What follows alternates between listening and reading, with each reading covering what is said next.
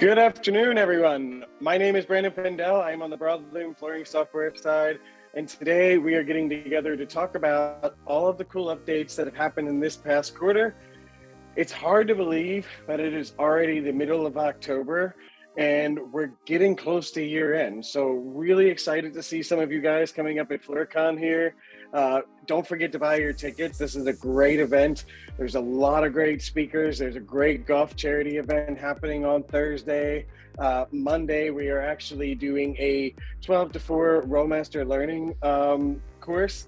You can also learn Measure Square there, and as well as a slew of other courses that are happening on that Monday. So make sure that if you're trying to get in on some of these classes, to make sure you arrive on Sunday so you can join us on Monday.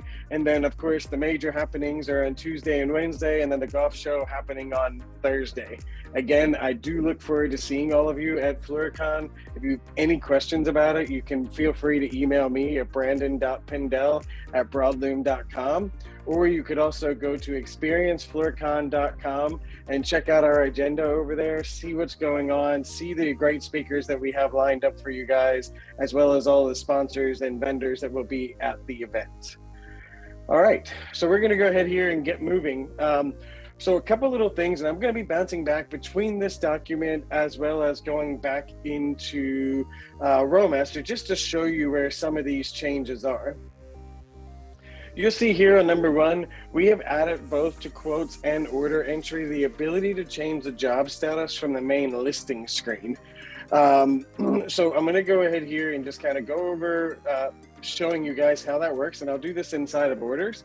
But you'll notice here that I have my full order listing, and maybe I want to change this job status really quick. I click on the line, I right click real quick, hit change job status, hit delivered, save, and bam, look at that. We've changed it right here from this screen. You can also do this inside of quotes if needed. The next thing that we've done, as far as obviously we used to have a fax field. Most people don't use fax machines as much anymore. So we have removed that field to replace it with phone to. You'll see this located in the sold to and ship to tabs, and you will also now see the contact field in the ship to tab screen on both quotes and order entry.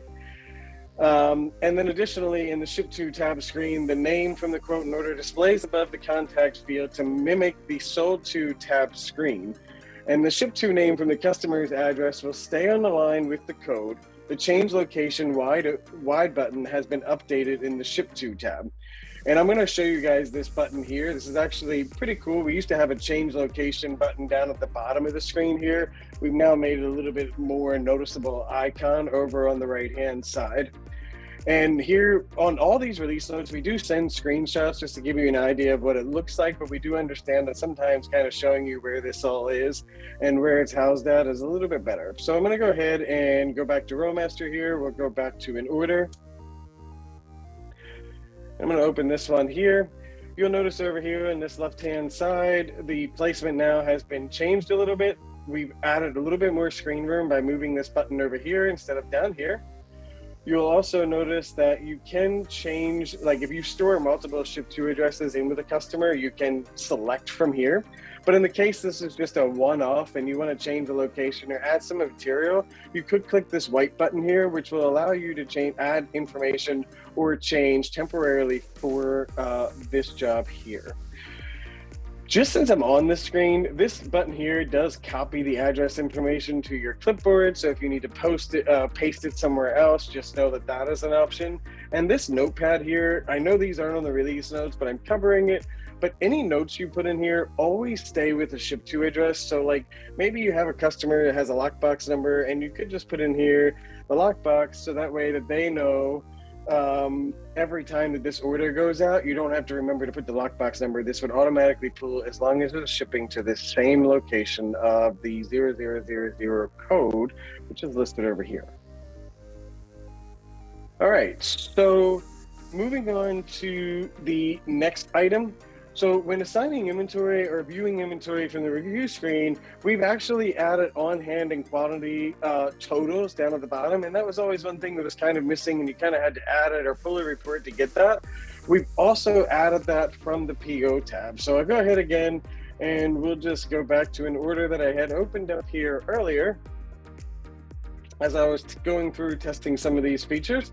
So you'll notice here, I have a line that I want to assign, and oops, sorry, I clicked the wrong button there. So we'll click assign. You will notice right here that down the bottom, we have listed the totals of on hand and quantity available. But not only did we throw it here, we also threw it in the PO screen that shows you the totals here, what's on order, what's been received, and what is available out of everything that has been ordered. The next big thing, and I think this is a pretty cool item, I know this has been asked for a lot of times, but in the event you had a customer that had an order in the system, you had material assigned, everything was good to go, and then they canceled the order. Well, when they cancel the order, the problem has always been that when you go to cancel that order, you have to unassign every line by line. And now what we've done is we have allowed you to go in and cancel or close the job, which will automatically unassign everything, throw it back into stock, create an inventory pointer record so that way it is trackable on the audit. With this, just to make sure that you guys, I know sometimes this might scare a few people, but there is a user control that you can go flip that does not allow a user to cancel or close a job. And I believe that's either in user control 1 or 2, but I can verify that a little bit later. But here on cancel close, there is a user control just to prevent people from doing this. But I'm gonna go ahead here and assign this material. And now that we have this assigned, I could come up here to functions, cancel close, and you get a little alert here. It says job cost and assigned material lines exist. Continue with close. If I say yes, what it is going to do is remove that inventory and put it back into stock and unassign everything for me, and we are good to go. So that does save you a little bit of time, especially on orders that have multiple lines. All right, so moving right along, in inventory control, there are a few things here that we have done. So in catalog listing, whether you're printing or exporting to Excel, we have added some fields to the Excel output. Basically, we've added the option so you can select on the spreadsheet when you're re-importing whether this item is allowed to be added to a PO during order entry. So if that is a stock item and you don't like people going and creating orders for it, you could essentially mark that as an item that's not allowed to be added as PO in order entry. And then as well as the programmed option will be on there as well. And there will be an indicator that denotes whether there's a presence of catalog comments or not. And again, this is on the catalog export. I'm not actually going to pull that export and go through the spreadsheet, but that export can be found under inventory control, inventory reports, and catalog listing. And whenever you're doing, reasons for doing an export, by the way, it could be for a multitude of different reasons. One, maybe you're creating an online web store and you want to grab some of those products out of the system and load that onto maybe your Shopify account if you guys do that. Another option for exporting is if you use this option here for export print, this will give you all the features that you need, as well as being able to add items to that spreadsheet and re-import them back in through CSV imports under special functions. Another update that we have added here, which is a pretty cool update for those of you who use the safety stock evaluation, we have added the option for you to only get items that are below the safety stock level. So you're not filtering through this large spreadsheet of items that are all above it, and then you miss one that is actually falling below the safety stock. Where you guys can actually find this report really quick is the safety, if you go into inventory control from your main menu, inventory reports, and then you'll go into safety stock evaluation report. In here, this is where you will actually see whether you want to accumulate different branches together or you want to cancel, count each branch separately if you guys do not share inventory, and also to only include items below the safety stock level. Now, some of you might be wondering, hey, where do I actually put that safety stock level? And I'm going to actually go in here and open a catalog item just so you guys are aware for items that you'd like to make sure you're keeping in there. And sorry, I went into the wrong option here. So we'll go into catalog maintenance, and I'm going to go ahead and pull up a product here. We'll select the style and color. And over here on the history tab, you have the availability based on the color to put in the reorder quantity, so how much you're going to reorder every time you fall below a certain number. So in this case, if I fall under 200 linear feet in stock, I want to order 150 linear feet. You can also change your lead times based on products. The reason for changing your lead times is automatically setting the estimated ETA, or estimated time of arrival on the purchase order will automatically calculate based off the date that you're ordering. And based off of this also prints on reports when you're pulling your safety stock evaluation, just to get an idea how much lead time you need to make sure that that product gets here on time. But again, in catalog maintenance under history is where you would actually do that, so you could start getting the safety stock evaluation report to work as you wish. Another one here, this is one we won't really dig into, but if you guys use barcode and you've had an issue with some of your labels going on to another page, we have found that issue, and we've also actually added another barcode on the side of the label instead of just at the bottom. And if you print the other way, we're doing the same way. And this is just more if a label gets damaged, it gives you an opportunity to scan a different barcode or an alternate barcode along the way. Another thing that we've done here is in job cost reports. We have changed the job cost detail by salesperson is now graphical. It also does export to Excel. The work in process report generally used to only show the first install date of a long period of install dates. Or if you were to set the date that fell in the middle of those 3 work days that may have done, it would have changed the install date to exactly the day that you ran that report. So what we have done is updated the JC report to include the first and last install date of the install when you're actually exporting this to Excel. And if it's only a single date applies, the system will populate the same date in both columns. So that is a truth teller in whether it's a one-day job or a multi-day job. The budget versus actual report is now graphical. An additional modification was made to prompt to include open jobs. So making it possible now to print closed, open, or both as highlighted below. And we'll go ahead and I'll show you the intros to these reports here. And these reports here, we can go into, from the main menu, you'll have a button here that just says job costs. And in this job cost button, there is job cost reports here. You will see the job cost detail by salesperson. This is the one that actually went graphical. So here you can select the salesperson, the date range, and then you could export that to Excel to dig into why a salesperson might be going well below or well above your margins that you're trying to aim for. The next one is the work in process report, cost by job, JC. This screen changed a while ago to update to be graphical, but we hadn't updated it to include all the install dates from, if it's a multi-install date. So we have done that now, but when you run this and export to Excel, this will, and I'll go ahead here and just generate this screen really quick, but when you generate the screen, you will get this secondary screen that pops up. So if you're not really looking to export to Excel, you could just get a quick view here. And usually a lot of people use this screen for billing to see what percentage the job is at. So we can go ahead and invoice, and everything sitting at 100% here should be invoiced and closed out. And that's kind of how you kind of go through your job to make sure you're keeping up with invoicing. But when you export this all to Excel, you get a lot more detail, including the first start date. You can also get some product let me just go ahead and export this really quick just so you guys can see. You'll notice here, you'll notice here that you'll see the customer ID, the job number. You'll also see the sales rep, ship to names, the current job status, the first install date, and last install date here. Now, the next one here is the budget versus actual report. And this report used to really just kind of pertain to jobs that had a quote or a budget set. And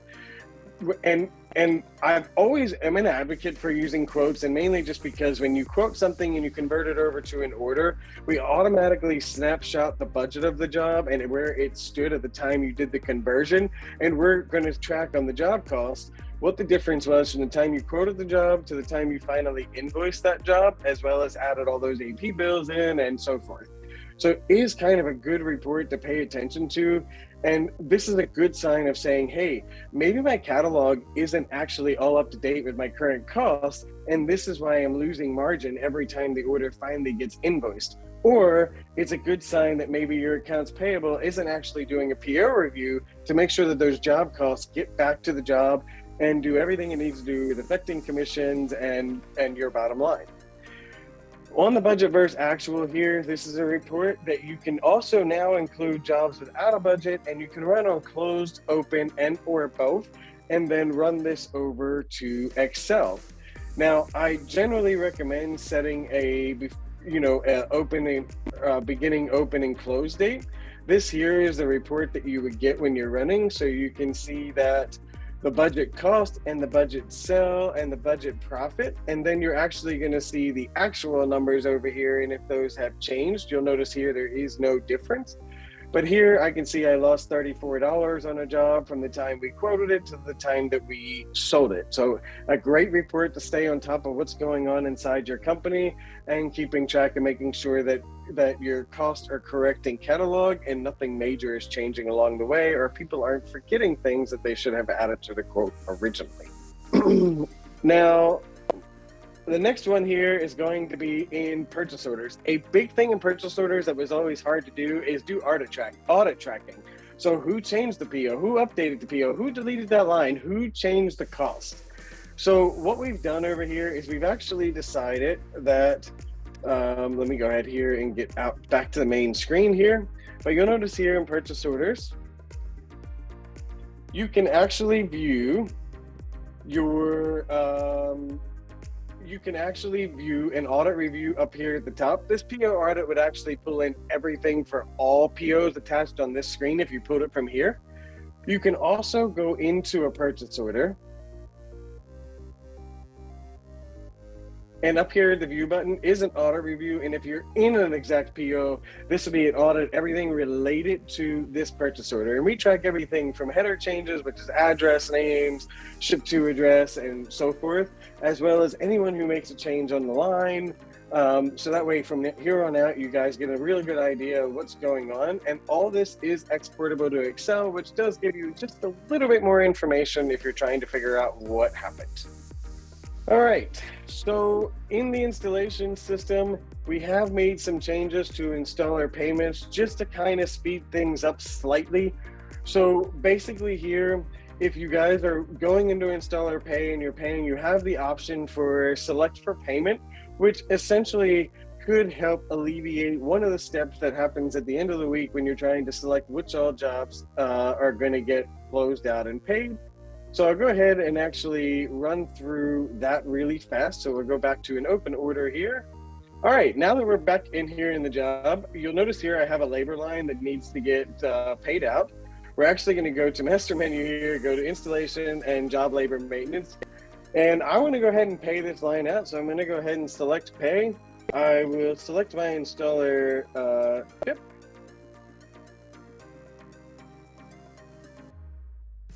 We add the payment, and I get an option here to select for pay. I'm going to say yes here. So that's the way it looks if you guys are doing pay all lines, right? So I'm actually going to go ahead and clear this payment out because I want to show you what it looks like if you're actually paying a line out singly. So we'll go ahead here. We deleted the payment on the one that I just did, and I'm going to add payment from the manual line here. And it works the same way here, just you're not getting a prompt for it. It's actually going to be down here in the lower left-hand corner. And if I hit save here, and now everything's added, you'll notice that it is selected for payment. And if we now go to our installer payable system here, you will notice once I enter in chip here, you'll notice the job that I just paid here is already selected for payment. And I did that from the order, so I didn't have to come back here and actually run this, other than the fact that I need to come back here to print my payables report, but it does just save you just a couple seconds there. All right, so this is a big one. This here is made a little bit easier for creating customer IDs or doing searches. In Company Control 4 now, we do have an option for you to make it so it automatically searches the customer name instead of customer ID.